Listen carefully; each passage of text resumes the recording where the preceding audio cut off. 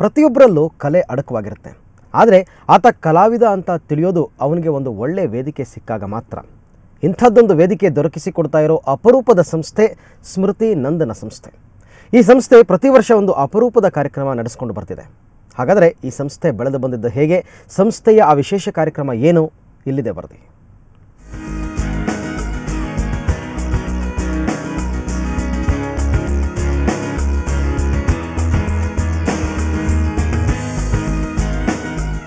ಸ್ಮೃತಿ ನಂದನ ಸಂಸ್ಥೆ ಯುವ ಕಲಾವಿದರನ್ನು ಬೆಳಕಿಗೆ ತರೋದು ಈ ಸಂಸ್ಥೆಯ ಪ್ರಮುಖ ಉದ್ದೇಶ.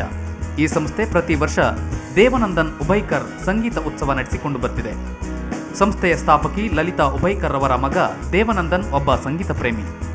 ಆತ ಅಕಾಲಿಕ ಮರಣ ಹೊಂದಿದ್ರಿಂದ ಆತನ ನೆನಪಿಗಾಗಿ ಈ ಯುವ ಉತ್ಸವವನ್ನು ಪ್ರಾರಂಭಿಸಲಾಯಿತು. ಮಕ್ಕಳಿಗೆ, ಯುವಕರಿಗೆ ಮತ್ತು ಕಲೆಗಾರ ಆರ್ಟಿಸ್ಟ್ಸ್ ಅವರಿಗೊಂದು ಪ್ರೋತ್ಸಾಹ ಕೊಡೋದಕ್ಕೆ ಒಂದು ಜಾಗ ಇರಬೇಕು.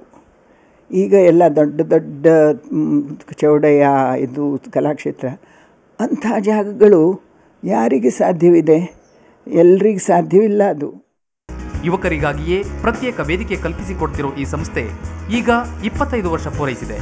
ಇದೇ ಸಂತಸದಲ್ಲಿ ಸ್ಮೃತಿ ನಂದನ ಸಂಸ್ಥೆ ದೇವನಂದನ್ ಉಭಯ್ಕರ್ ಯುವ ಸಂಗೀತ ಉತ್ಸವ ನಡೆಸುತ್ತಿದೆ.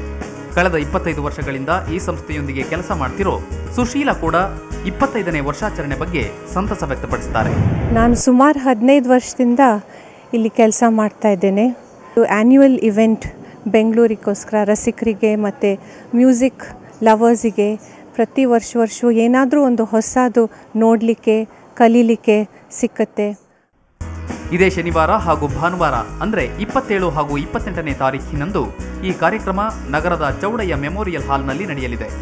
ಈ ಬಾರಿ ಆಕಾಶ್ ಎಂಬ 14 ವರ್ಷದ ಕೊಳಲು ವಾದಕನನ್ನು ಈ ಸಂಸ್ಥೆ ಪರಿಚಯಿಸುತ್ತಿದೆ.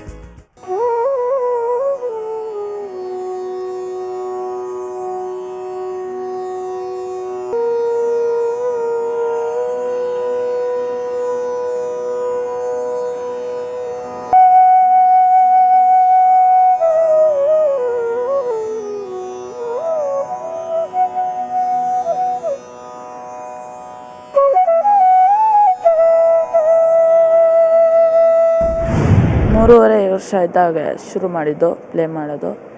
ನಾನು ಕಲಿತಾ ಇರೋದು ಜೈತಿತ್ ಮೇವುಂಡಿ ಅಂತ. ಫಸ್ಟ್ ಸ್ಟಾರ್ಟ್ ಮಾಡಿದ್ದು ವೆಂಕಟೇಶ್ ಗೌಡ್ಕಂಡಿ ಅವರು. ನಾನು ಹುಬ್ಳಿಗೆ ಹೋಗ್ಬಿಟ್ಟು ಬರ್ತೀನಿ. ಆಮೇಲೆ ನನಗೆ ಫ್ಲೂಟ್ ಬಾರಿಸೋದು ಇಷ್ಟ ಆಗುತ್ತೆ. I enjoy it. ಅಷ್ಟೇ ಅಲ್ಲದೆ ಅಂಬಿ ಸುಬ್ರಹ್ಮಣ್ಯಂ, ದೇವಪ್ರಿಯ ಅಧಿಕಾರಿ, ಮಿತಾ ಪಂಡಿತ್ರಂತಹ ಪ್ರಸಿದ್ಧ ಕಲಾವಿದರು ಕೂಡ ಭಾಗವಹಿಸಲಿದ್ದಾರೆ. ಕಾರ್ಯಕ್ರಮಕ್ಕೆ ಪ್ರವೇಶ ಉಚಿತವಾಗಿದ್ದು ಕಲಾ ರಸಿಕರು ಕಾರ್ಯಕ್ರಮದಲ್ಲಿ ಭಾಗವಹಿಸಬಹುದು.